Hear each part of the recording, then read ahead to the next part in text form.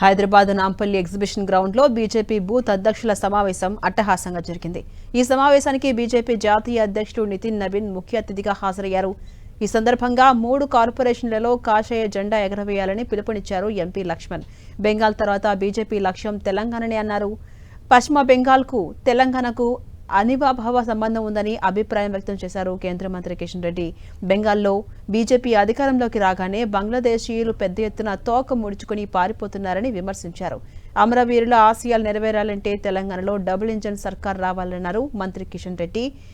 Congress, BRS, Majlis పార్టీలు ఏకమైన తెలంగాణలో కాషాయ జెండా ఎగరవేయడం ఖాయమన్నారు బీజేపీ చీఫ్ రామచంద్రరావు.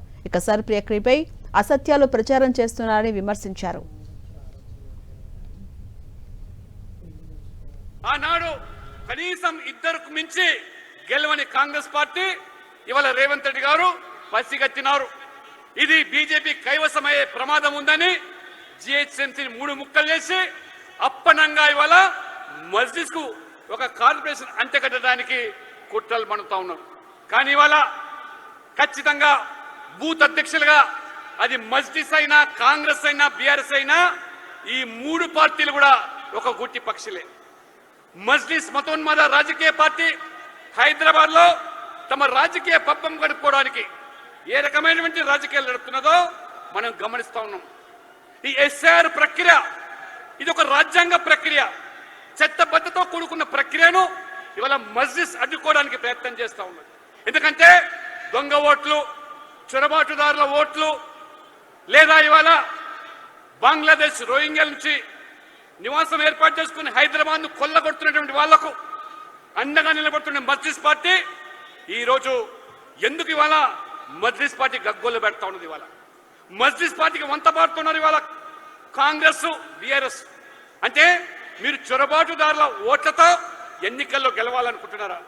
చనిపోయిన వాళ్ళ ఓట్లతో ఈ ఎన్నికల్లో గెలవాలనుకుంటున్నారు. ఇవాళ దొంగ ఓట్లతోని, డూప్లికేట్ ఓట్లతోని, మల్టిపుల్ ఓట్లతోని, మరి ట్రాన్స్ఫర్ అయిన వాళ్ళ ఓట్లతోని దొంగ ఓట్లు వేసుకొని గెలవాలనే కుట్రలు పడుతున్నారు.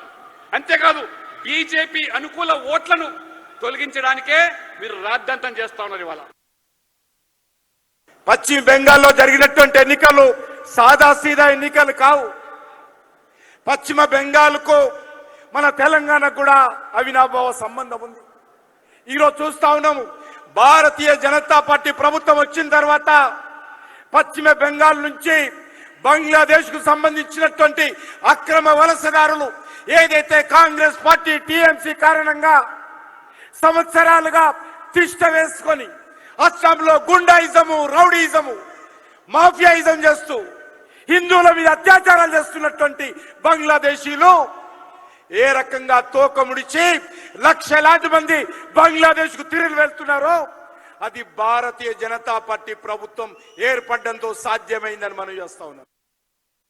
రేపు రాబోయేటటువంటి ఒక GHMC, Malkajgiri, Cyberabad municipal corporation లో బీజేపీ జెండా ఎగురుతుంది అని చెప్పేసి పూర్తి నమ్మకం ఉన్నది.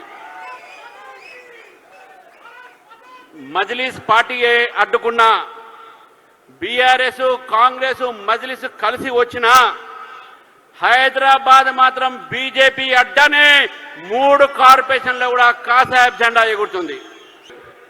ఈ యొక్క ఎస్ఐఆర్ జరుగుతున్నటువంటి నేపథ్యంలో 3 పార్టీలు కూడా భారతీయ జనతా పార్టీ మీద తప్పుడు ప్రచారాలు చేస్తూ ఉన్నారు. ఎంఐఎం కానీ, బీఆర్ఎస్ కానీ, కాంగ్రెస్ కానీ ఈ 3 పార్టీలు కూడా ప్రజలతో అబద్ధాలు ప్రచారం చేశారు. అది ఏం చెప్పారంటే వెస్ట్ బెంగాల్లో ఎస్ఐఆర్ చేయబట్టి బీజేపీ గెలిచిందని చెప్పేసి. మరి మీరు ఇక్కడ కేరళలో ఎట్లా గెలిచారని చెప్పి అడుగుతా ఉన్నాను.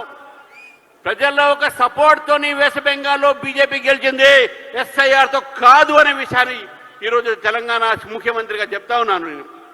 రేపు హైదరాబాద్, తెలంగాణలో కూడా భారతీయ జనతా పార్టీ గెలుస్తుంది.